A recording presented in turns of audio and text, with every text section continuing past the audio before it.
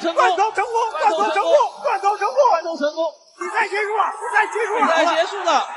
少林寺武僧在国际擂台大开杀戒，一招金蟒缠身将韩国冠军勒到吐血。对手为了保命，赶紧下跪求饶。我挑战谁，谁都害怕，想打我，看我的拳头。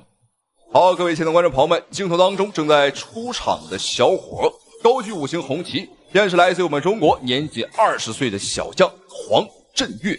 他是一名来自于我们嵩山少林寺的弟子，也就是少林武僧。和这个苗立涛啊，和这个谢维啊，都是师兄弟的关系。6岁时在少林寺习武，长达13年。所以说呢，他是有童子功的，而且他的功力非常的深厚。上一场比赛更是在韩国擂台将韩国冠军啊勒到七窍喷血，观众朋友们那是相当之惨了。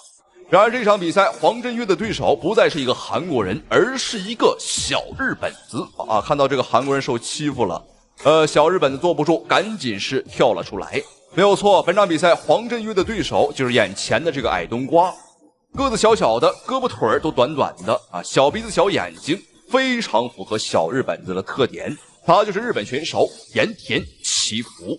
观众朋友们，别看这个盐田祈福啊，哪都小，但是这个家伙的身份可不小，他是日本天皇的贴身保镖之一。那我相信有些观众朋友们肯定非常想问了，对方这么矮，这怎么能做这个天皇的保镖呢？观众朋友们，因为这个日本天皇啊，长得也很矮，所以说你想做天皇的保镖，要求只有一个，那就是不高。没有错，就是不高啊，你长得矮就行。因为你长得太高啊，太显眼，我抢了日本天皇小子的这个气势。好，比赛开始了，看一下黑色战袍中方选手黄振岳，白色裤衩日本的天皇贴身保镖盐田祈福。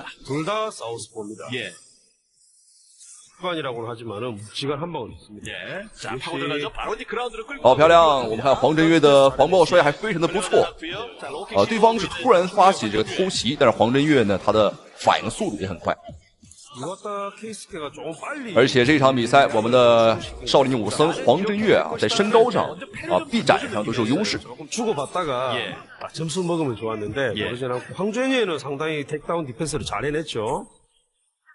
黄振岳的话是20岁19周岁啊，对方的话是28岁啊，27周岁。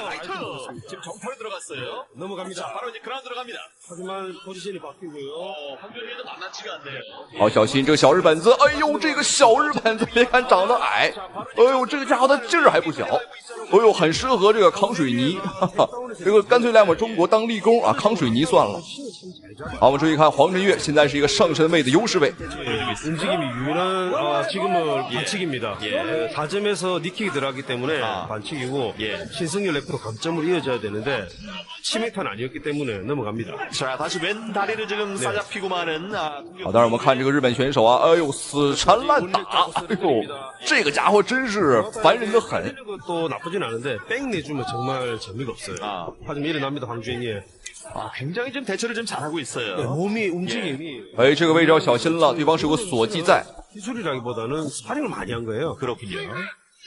점점 이와타 케이스키는 힘이 빠질 텐데요. 예. 1라운드 지금 2분 정도 흘러가고 있는데 계속 그라운드를 지금 끌고 가려고 하는 이와타입니다. 이와타가 드디어 实际上这场比赛黄振岳的地面处理啊已经非常不错了，而且他的防爆摔呢做的也是非常的及时。只不过这个日本选手呢，他的偷袭啊真的是炉火纯青啊，非常符合小日本子的性格。好漂亮！哎呦，打晃了，再来！哎呦，这拳彻底打晃了，上位砸拳。 태클을 지금 4번째 하고 있는데 5번째인가요? 이미 체력이 좀 많이 빠졌습니다. 그렇습니다. 자, 아직까지 황준유가 조금은 여유가 있어 보이는데요. 哦呦，但是这个小日本子非常抗揍啊，观众朋友们。 황준유는 몇 번 위기가 있었습니다만은 哎呦，这个家伙的脑袋难道是龟壳做的吗？很抗揍。 자, 하나 파운딩 지금 집어넣지 못하고 있는 이와타. 这个角度对于黄振岳来讲呢，不是很友好。对方是压住了我们一条单臂。 니킥 한 번씩 꽂아줘서 체력 빼내고요. 오른팔은 묶어놨습니다. 黄振岳作为一个少林弟子呢，他更希望的还是打击一个站立的拳腿功夫，因为呢，这是他比较擅长的东西。 저또 빠져나오죠. 자, 라이트 펀치. 그러나 빗나갔습니다. 이와타는 지금부터 조금 체력 수술이는 것이 낫고 황준이는 점수를 哦呦，对方这完全就是王八拳，观众朋友这是乱伦啊，不是乱打。 돌아가고 있는데요. 좀 위험 부담이 커 보이는데요. 좀 분명히 위험 부담이 있죠. 예. 카운터라든지. 아, 지금은 오히려 백 내주는데요. 자, 백으로 그러나 한 바퀴를 다시 예, 돌아서고 있는 이와타에게 황준예. 백은 안 자, 좋습니다. 끌어당깁니다만은 여의치는 않습니다. 이와타가 차분하게 황준이가 이쯤 되면 뒤돌립니다. 아. 네. 팔을 먼저 제압했기 때문에 오히려 백을 백으로 황준이가 가는데요. 잡았습니다. 예. 자, 그러나 뭐 여유 있는 지금 자세는 아니고요. 자, 왼팔을 좀 빼앗긴 상황입니다만 다시 끌어안습니다. 好漂亮，黄振岳拿到一个齐正位，但是这个小日本子一直在转， 훅이 들어오고요. 对方很灵活， 위기에 처한 但是同时也把后背送给了黄振岳。 1라운드입니다. 我们看一下黄振岳有没有机会做一些个裸脚的机会。 황준이는 실 필요 없죠. 哦，但是这个小日本子像一个乌龟，像一个王八一样，把这个脑袋缩了进去。他没有脖子啊，因为他缩进去了。 저쪽으로 넘겨야 되는데 힘 차이가 나고 목에 기술이 들어옵니다. 자, 초크 들어가는데 제대로 걸리지 못했어요. 예, 다시 빠져나옵니다. 好，最后的20秒钟，黄振岳的腿部是有个扣，这个小日本子想走几乎是不可能了。 자, 1라운드는 뭐 대략적으로 이렇게 마무리가 될 것 같습니다. 둘 다 좀 지쳤는데 제가 봤을 때는 이와타 쪽이 좀 더 많이 지친 것 같아요. 초반에 확실히 그 몇 차례 태클 들어갔던 것이 好，观众朋友们，比赛第一回合已经结束，非常的精彩。双方从战力水平上来说呢，我们的黄振岳小黄啊，绝对是有优势。但是从双方的这个地面战来说呢，的确是对方啊更加的无赖。 好，比赛来到第2个回合，让我们一起来看一下双方的精彩表现，看一下黄振岳能否在这一回合 KO 这个小日本子。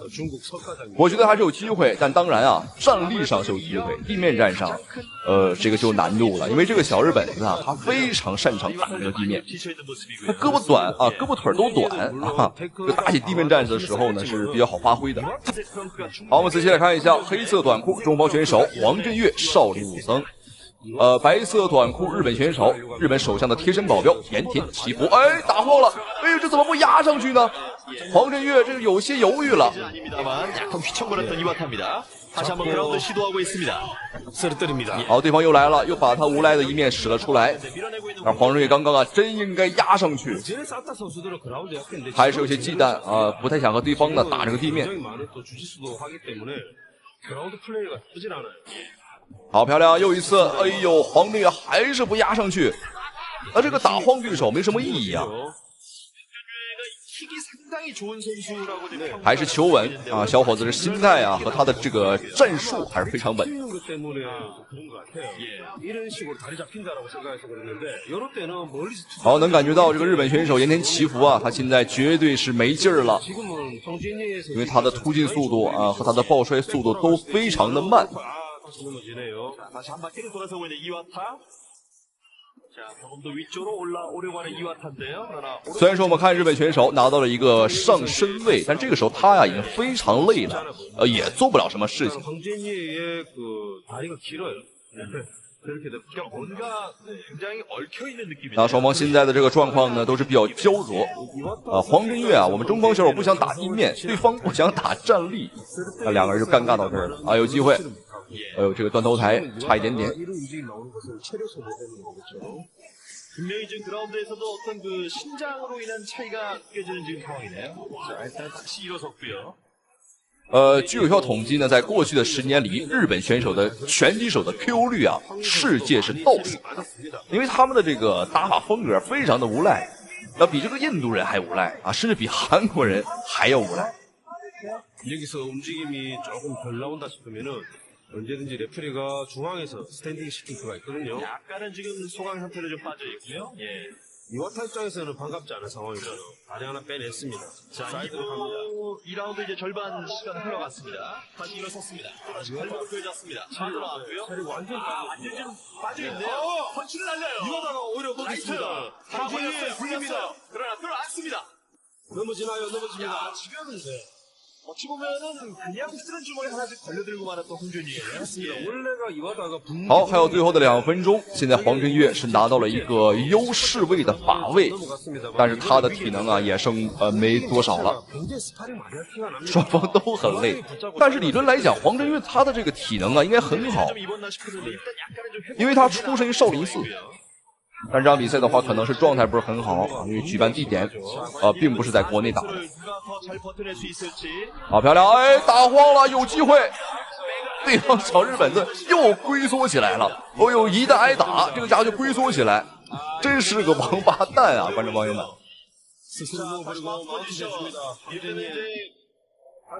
还有1分半的时间，黄振岳想要 KO 对手的话，这个时间还是非常充足的。好的，连续的砸拳。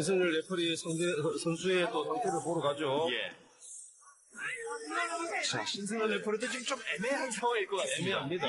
지금 황진열가 조금만 더 공격적으로 나오면 哎呦，这怎么没？哎呦，怎么又反抗了呢？这个日本选手。好，裁判终止了比赛，赶紧掐人中，赶紧掐人中。这个日本选手没有反抗了。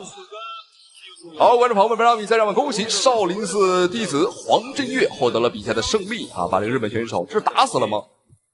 不管怎么说呀，看到日本选手这个躺在地上不动了，那我这个就放心了啊！我相信屏幕前的您也就放心了。好，让我们恭喜少林寺的弟子黄振岳获得了比赛的胜利，同时也非常感谢屏幕前您的收看支持。好了，咱们下期视频再见。哦，飞机正中了，正中面门，对，好，击服，准，对，看准，有机会，再来。曾2次 KO 武僧一龙，自认为在华无敌，却惨遭酷刑者顾辉爆锤，输掉比赛。好的，亲爱的观众朋友们，您现在看到的是一场非常精彩的中日对局，我们的酷刑者顾辉大战日本拳王长岛雄一郎。您现在看到的就是长岛雄一郎，哎呀，这个在擂台上是相当的兴奋啊！而现在出场的就是我们的中国拳王顾辉啊，实力特别的强劲，绰号酷刑者，打法是异常凶悍。目前也是有着自己的训练营，朋友们，大白鲨格斗训练营，这个为我国的格斗事业啊，也是做出了许多的贡献，可以说是一位非常厉害的格斗选手。那么他的对手，朋友们，长岛雄一郎刚才已经说过了，日本的搏击王者格斗冠军，柔道、拳接触、空手道，日本拳法样样精通，非常的厉害。那么这场比赛结局究竟如何？朋友们，第一回合比赛正式开始。好的，红方选手我们的酷刑者顾辉，蓝方选手日本搏击王者长岛雄一郎。可以看到啊，双方的进攻欲望不是很强。比赛的重头戏开打了，4人赛，16强，顾辉、长岛雄一郎。对，这也是诸神之战第13组的。我们的顾辉啊，亦步亦趋，逐渐接近长岛雄一郎，漂亮！这一系列组合进攻打得长岛雄一郎是猝不及防。那么这个长岛雄一郎啊，他是蝉联了2届的世界冠军，击败过无数的强敌，最终登顶是世界8强。就这么一位强者啊，观众朋友们酷爱 cosplay 啊，在擂台上以搞怪出名，经常是能看见。哎呦，我们可以看到我们的顾辉啊，下手非常的狠，难怪是叫酷刑者。过手，包括也跟徐岩交过手，当时徐岩是用很快的速度就 KO 了他。这次不知道顾辉能不能把握住机会啊？是的，因为顾辉从上一次临阵来挑选来他来跟克劳斯对阵，表现得非常的完美，对，战胜了克劳斯。那场比赛让顾辉啊成为 K1 终结者，对，终结了 K1 初代王者克劳斯。其实长岛雄一郎也可以代表 K1， 他在 K1 也征战了几场比赛。是的，也对阵了很多的日本的他们自己本土的名将。顾辉这个后。目前来看的话，长岛雄一郎的状态很不错，但是顾辉啊，哎呦，这个进攻速度太快了，漂亮，直接将这个长岛雄一郎击倒在地。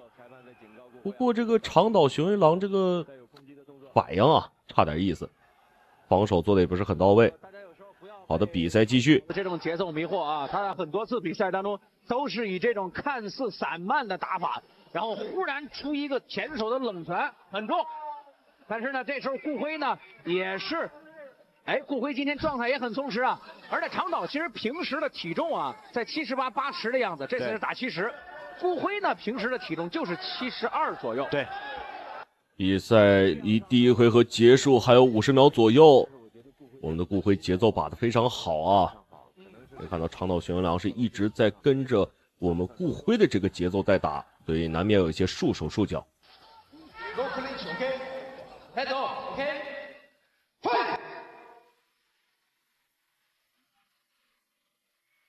哎呦，漂亮！一记飞膝正中面门。长岛雄一郎这个状态很差了，防守彻底没有。我们的顾辉啊，可以看到啊，这个追击的状态跟邱建良是特别的像，抓到对手死咬不放。啊，不愧是酷刑者，折磨对手。好的，距离本回合结束还有10秒左右。又一个后手，又是一个后手。顾辉再把头抬起来，再看准一些。好的，亲爱的观众朋友们，第一回合比赛正式结束。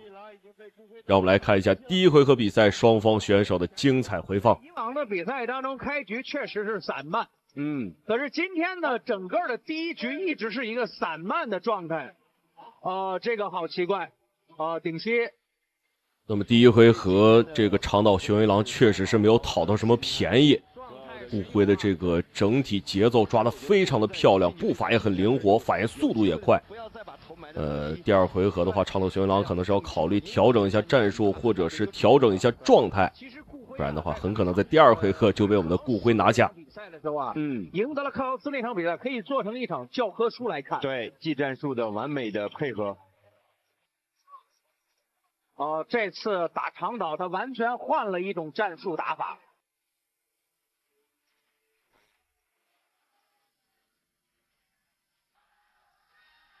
蓝方长岛雄一郎。好的，第二回合双方也是打出了火气，进攻欲望都很强，对吗？这才像是一个中日对决，不打一个头破血流，怎么能下擂台呢？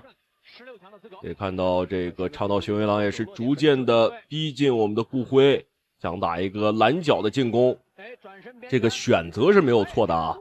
我们的顾辉进攻太凶狠了，逼到蓝边的话会影响我们顾辉的发挥，尤其是在进攻方面。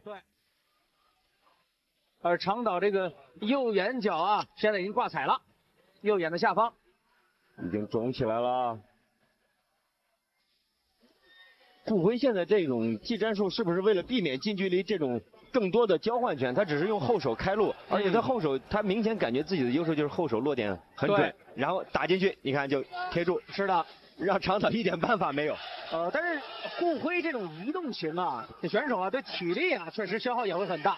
长岛雄一郎的数次打击都没有什么效果，我们的顾辉啊，这个节奏调整的非常的好，亦步亦趋，想打一个游击战术，找一找破绽。哎，好，右手。这是一个逆勾踢。长岛对于顾辉这个攻击完打进身的前手，又是一个前手平勾。长岛的下巴也很结实啊。是。顾辉这个一侧闪接平勾啊，这个技术运用的很娴熟。现在也是一个很成熟的选手了。在移动的灵活性、移动的速度来说啊，顾辉是明显的。可以看到啊，长岛雄一郎的这几次进攻都显得力道不足，可能是他自身这个状态没有调整好的原因。应该又是前手。刚走。这动作接得很快啊。如果这样打下去，长岛雄一郎危险了。现在顾辉是明显的避免跟长岛这种很激烈的多拳的互换，对，只是运用前手平勾和后手这种落点准来打击他。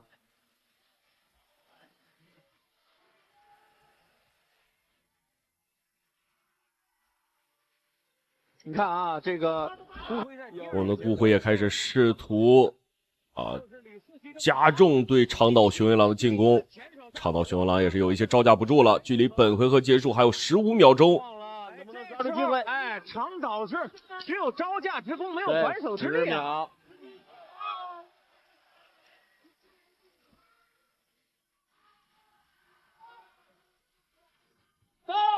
第二局结束。好的，亲爱的观众朋友们，第二回合比赛正式结束。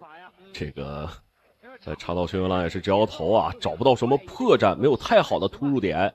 让我们来看一下第二回合双方选手的精彩回放。打阵地战又能够移动起来，这次呢，顾辉选择的是第一回合打一些相对阵地式的。那么在第二回合，长岛雄一郎打入的机会其实不多，我们顾辉是攻守兼备，进攻的同时，这个截停长岛雄一郎的拳也是很多次。也可以看到这1、2回合的这个命中率啊。观众朋友们，我们的顾辉47%，长岛雄一郎11%，在第1回合长岛雄一郎的命中率是1%，相当之低啊，没有什么机会。让我们来看一下第3回合双方选手的精彩表现，点都非常准。是的，长岛想往里冲的时候，顾辉的拳就会落进来。第3局开始，看看长岛有没有好的办法。后手直接开路，很重啊那一下。哎呦，下盘不稳这一记推搡非常的漂亮。那么面对这种飞膝，如果反应够快的话，这确实是一个好办法。我们的顾辉状态很轻松啊。长岛今天啊依旧保持了自己这种看起来节奏很奇怪的一种打法，确实节奏很奇怪，很少见到这样的。对，但是呢，这个顾辉这个迅速的移动，尤其是左右变线这个移动啊，让长岛很难摸得着顾辉的节奏。对，而且我觉得今天长岛呀，没有把他的拳只是单个的1个2个的这样在打，没有把他组合拳打出来，可能是受顾辉的节奏影响，因为他打不出来。对，好的，重摆一波对拼，注意一下不要打后脑。我们的顾辉开始疯狂压缩长岛雄一郎的生存空间。长岛雄一郎打得太别劲了，可以看到脸都已经被打肿了。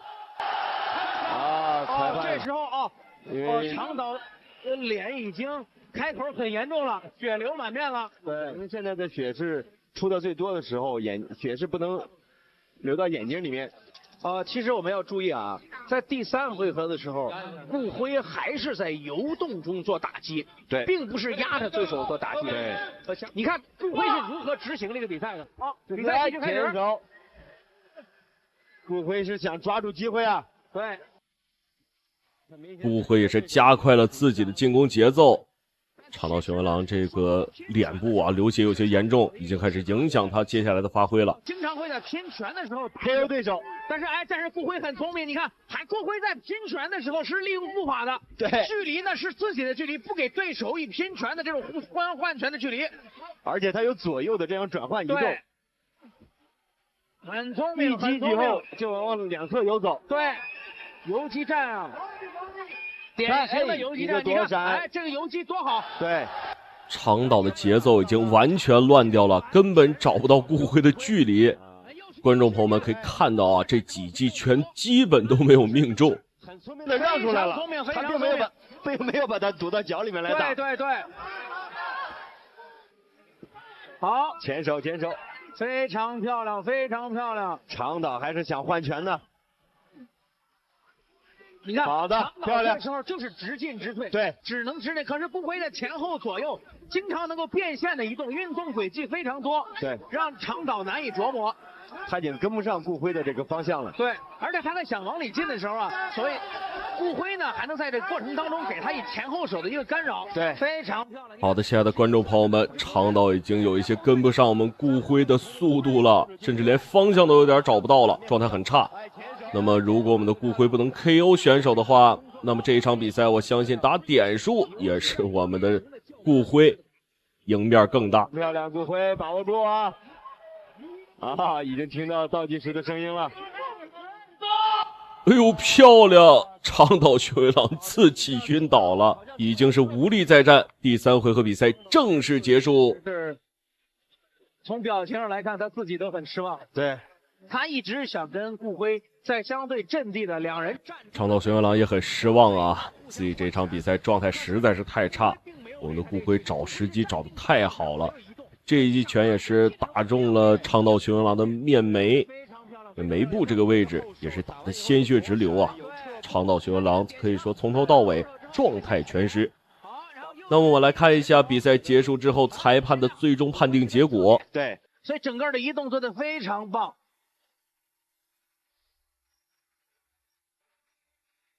非常漂亮的一场比赛啊，技战术含量非常的高。诸神之战作为当今世界自由搏击领域最高端的赛事，我们的小组赛由5位裁判共同来裁定。本场比赛5位裁判一致裁定30比27，比赛结果红方胜。好的，非常的漂亮，让我们恭喜顾辉获得本场比赛的胜利。那么，亲爱的观众朋友们，感谢您的收看与支持，让我们下期节目不见不散。效果拉开距离，这上您说的还是不能轻视对手。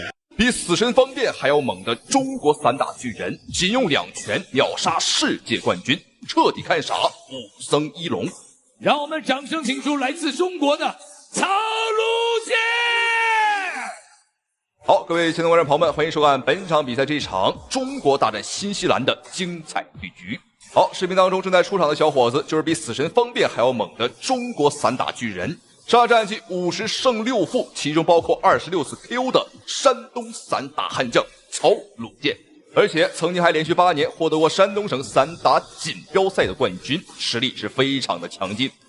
可以说和他交手的老外观众朋友们啊，基本上非死即残。让我们掌声请出来自新西兰的丹尼尔·杰梅。好，观众朋友们，那接下来正在出场的便是80公斤级别新西兰的王者丹尼尔·杰梅。这个家伙的作战经验可谓是非常的丰富啊，上战绩是打了108场比赛，78胜30负，而且他才33岁啊，正是当打之年。而且观众朋友们，这个家伙呢是非常的有钱啊，因为在每一场比赛开始之前啊，他都会和我们中国选手赌上全部的出场费。这次来中国已经是拿下了8连胜啊，8连胜的话是赢得了双份的出场费。这个家伙表示说呢，什么时候啊攒够1个亿啊再回国啊，因为中国人太好打了啊，钱也很好赚。好，很猖獗，但是本场比赛观众朋友们啊，他挑错了对手。因为曹鲁健也很有个性啊，和他赌上的不只是出场费，是全部的身家性命。也就是说，本场比赛赢者可以财产翻倍啊，那么输者将倾家荡产。好，比赛开始了，不要少说。红方选手曹鲁健啊，一身红色的衣服；蓝方选手蓝色裤衩，便是丹尼尔·梅杰。很明显啊，曹鲁健要比对方高上很多。对方的这个身高呢是1.85米。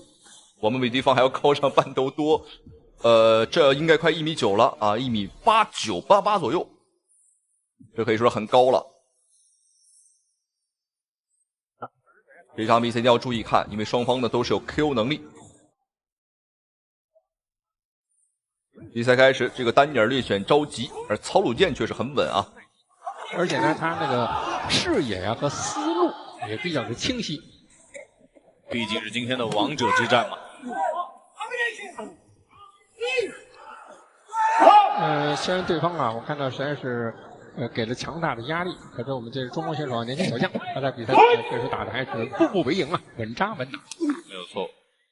本次5战世界功夫争霸赛也是级别非常高的一个比赛，所有的选手世界排名包括安全法，对我们在国家队的选手成绩都是非常优秀。我觉得王者之战这一场上来，双方选手都没有太多的去试探对手。好，我们看比赛第一回合已经过去了一半的时间。曹鲁健整体看起来打的还是很犀利的啊，因为他身高更高啊，臂展更长，所以说整体的静态身体天赋啊，我们还是有优势。但是我们看这个丹尼尔有点慌了。这场比赛我觉得都会很慌，因为这个全部身家性命都赌上了。据说是财产啊，但是老婆孩子算不算的就不清楚了。但第一场也曾经参加获得了胜利，这一次参加的是王者之战。漂亮，有一个全场的变现，机会来了，非常主动的一次。从表情上看啊，对方的这次重击啊，确实对他造成了威胁。没错，相信对方的信心上也会受到一定的影响。不过双方选手都是非常有经验，来自新西兰的丹尼尔·杰梅，他的战绩也是78胜30负，9次 KO 对手。但是我们看到呢，作为这个新西兰选手啊，他确实他的功力非常的强悍，但是呢，他有一个毛病，就是他这个动作预兆比较大，大开大合。我们看第一回合马上要结束了，这个丹尼尔略显着急。他呢，你看打不进来。曹鲁健不仅是撤得快啊，距离把控精准，而且你看他的主动进攻，包括反手反击。这场比赛可以说是一场双方实力水平上，我觉得曹鲁健啊应该是要比对方好很多。好，下劈腿。好的，观众朋友们，比赛第一回合结束，精不精彩，好不好看啊？如果您觉得精彩呢，对着屏幕怼咕2下子啊，为我们中国选手呢加油打气。第一回合整体看下来，曹鲁健的优势啊还是蛮大的，我觉得双方应该是6-4开。